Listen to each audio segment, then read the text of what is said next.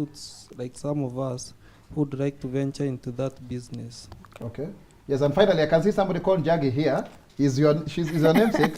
Tell us, tell us which country you come from and what question you want to ask. Yes. You are the last one. My name is Meshak Njagi. You are from which county? I'm from Embu County. But you see now our PS is from Tarakanidi County. We're just neighbors. So there's no relations. We are neighbors. So my question is, mostly concerning the youth. You said there's plan already underway to engage the youth in improving the blue economy and also making their livelihood there. So what I want to know is, what other plans are there for the youth apart from the two that you've mentioned? Okay. Thank you very much. Now, over to you, PS. Okay, thank you. Thank you. Allow me to reference to my notebook. I'll start with my brother here, Mwangi, about illegal mining. I believe from the various couple of months and weeks, you have seen our cabinet secretary, together with my colleagues in the mining sector, the PS, Harry Mutai, Kimtai, go around the country to be able to curb this illegal mining. Okay. But you see, what we are doing also as a ministry is to organize the miners, artisanal miners, into cooperatives, so that they can be able to tap into these resources and be able to be trained in a more sustainable way. So one of the challenges is facing is illegal mining, but they are doing this because sometimes maybe they don't know how to do it correctly, effectively. We are also involving the county government. Once they are organized into cooperatives, before you get any license, especially for the big miners, you have to get consent from the county and from the community. And also there's the element of revenue sharing for these royalties that you get from the mining sector. 10% goes to the the community, for community development projects, which the communities have to agree into. 20% to county government and 70% to national government. That's a very good revenue sharing, royalties sharing formula. So all these interventions, the cabinet secretary together with my colleague have been able to put together with the counties that do mining, or they are very key in mining sector. These interventions have been able to curb the illegal mining. And of course, we have to capacity building our artisanal miners. Okay. Yes. And also, just to support you, PS, I saw the PS, the CS Joho, and also the PS Harry Kimtai, who we were with in the Ministry of Health before. They were having an investor in Tiati, you know, and they are going to have a diatomite company. Some few days ago, and it's going to create 250 jobs, you know. Absolutely. Also further, the deputy president made an announcement the other day that now we are going to have a gold processing company in Ikolomani. You know, in Ikolomani is actually a corruption of the word gold mine, Kolomani, Ikolomani. So we can see the work that, you're doing, you know. So kudos to the CS Joho and also Harry Kimtai. And of course, it's your ministry, which had to be started from scratch. You know, there was no such ministry, previously. And before the current regime, there was a moratorium whereby mining was not happening for the last 4 years. So with the leadership of His Excellency the President, the moratorium was lifted.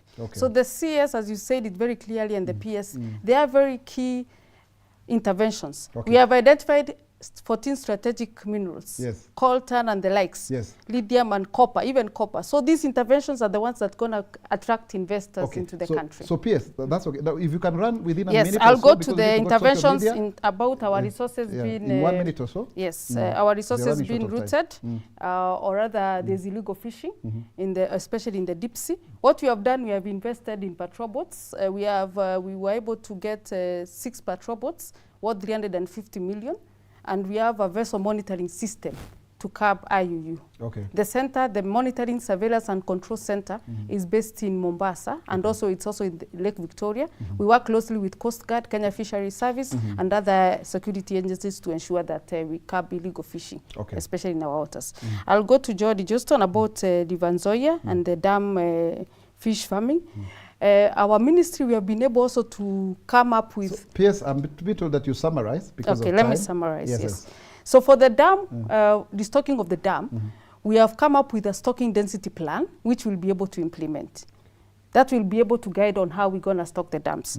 When it comes to foreign and local vessels, we have done already training for over 5,000 youths, as he said, the opportunity for the youths who have been employed to our vessels for seafarers, and we'll continue doing training. We have trained over 10,000 coxswains so that they can be able to do fishing and other related activities.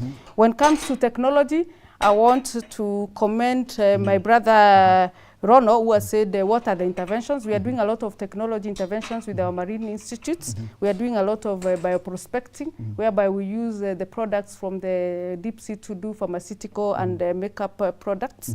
When it comes to the last one, I'll combine the question for Kennedy and Meshach on the youth interventions. We have facilities that we are supporting the youths. In the coastal region, we have been able to support facilities worth around close to 3.2 billion, and we are working on a program to see how we can continue supporting the youths. Thank you. Now, finally, over to the podcast. Only one question because of time. Over to the social media because those are our listeners. One or two most important questions. Over to you.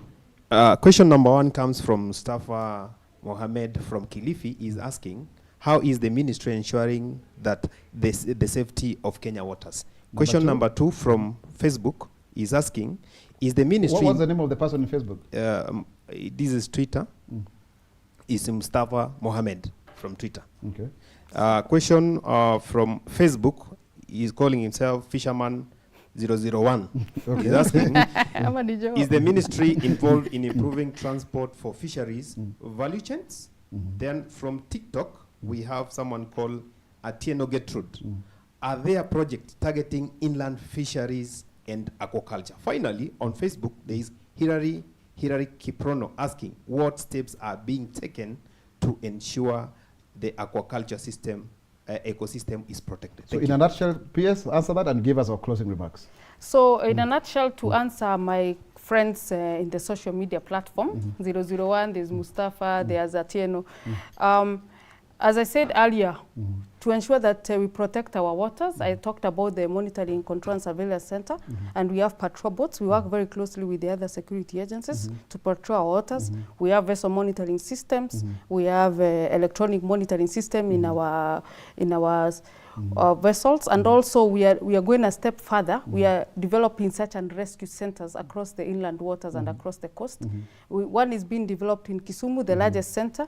The president was there to commission it sometime last year, and it's a project for at least 3.6 billion that will be able to ensure that we monitor our waters, especially even Lake Victoria. Okay. When it comes to other inland waters, we are working with the government of Kingdom of Netherlands on a project for Lake Victoria to be able to support the Lake Victoria, Lake Turkana, not Lake Victoria, Lake Turkana. And also we are developing 2 fish markets in Kalakol and Longalawen. Okay, so finally, because we still have another time, give us your final remarks, and then after you finish, you stand with me here, then we finish together. Yes, my final remarks, one is to thank our viewers today, our listeners today, and to emphasize that blue economy, we're no longer talking about it as the next frontier. It's the in thing. We have to make it work. Okay. And we are the people to make it work. Okay. And to invite everybody for the Blue Economy Summit in Homa Bay from 28th to 30th, and of course, Madaraka Day in 1st June in Homa Bay County. That's it for us Thank today. You so much. Semana Spokes, Bonga Na Gava. Semana Spokes, Bonga Na Gava. Until next time, God bless you.